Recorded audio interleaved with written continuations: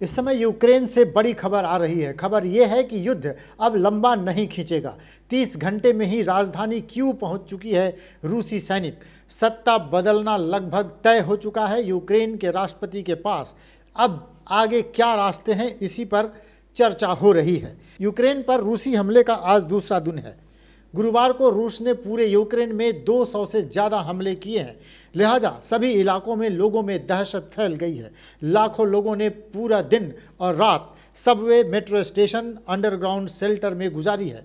कई जगह लोगों को जरूरी सामानों की किल्लत भी उठानी पड़ रही है। इस जंग में कई लोगों ने अपने को भी खोया है। जंग के दूसरे दिन ही रूसी सेना यूक्रेन की राजधानी कीव पहुंच चुकी है। नाटो चीफ से लेकर अमेरिकी राष्ट्रपति तक मिलिट्री एक्शन से पीछे हट गए हैं। उन्होंने कहा है कि यूक्रेन को अपनी लड़ाई खुद लड़नी होगी। बेबस यूक्रेन के राष्ट्रपति ने कहा है, मैं रूस का नंबर 1 टारगेट हूं, मेरा परिवार नंबर 2 टारगेट है। इन सब के बीच रूस के विदेश मंत्री ने बयान जारी कर कहा है कि यूक्रेन सरेंडर करे तो बातचीत मुमकिन है। उधर रूसी धमाकों के कारण चेर्नोबिल एटमी प्लांट में रेडिएशन बढ़ गया है। रूस के विदेश मंत्री सर्गेई लावरोव ने जंग खत्म होने की उम्मीद भी खारिज कर दी है।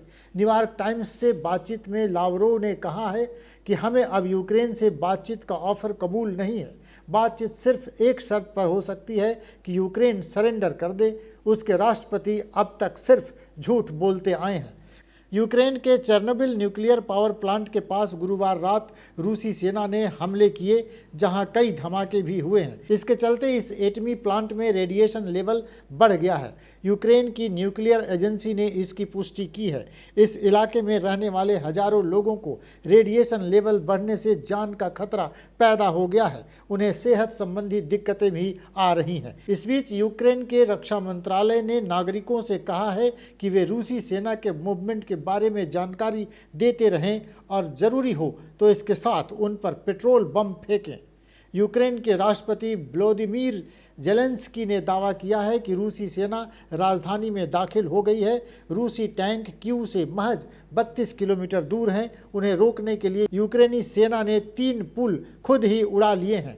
जेलेंस्की ने आशंका जताई है कि 96 घंटे यानी 4 दिन में कीव पर रूस का कब्जा हो जाएगा। उन्होंने कहा कि रूसी सेनाएं रिहायशी इलाकों को टारगेट कर रही हैं।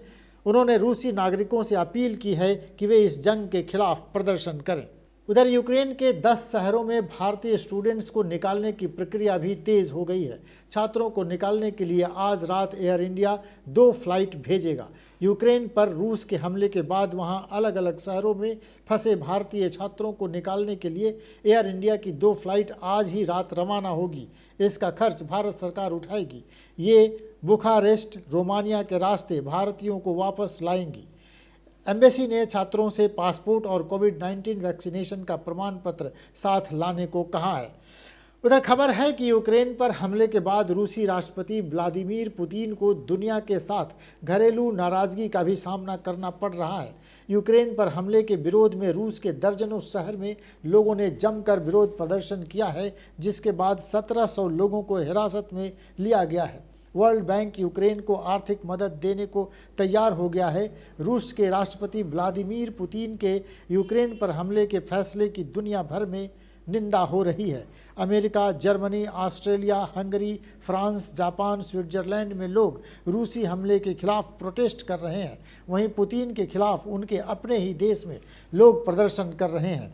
रूस की बड़ी हस्तियों, पत्रकारों का कहना है कि इस युद्ध की शुरुआत कर रूस ने खुद को दुनिया से अलग थलग कर लिया है। ब्यूरो रिपोर्ट, विमर्श न्यूज़।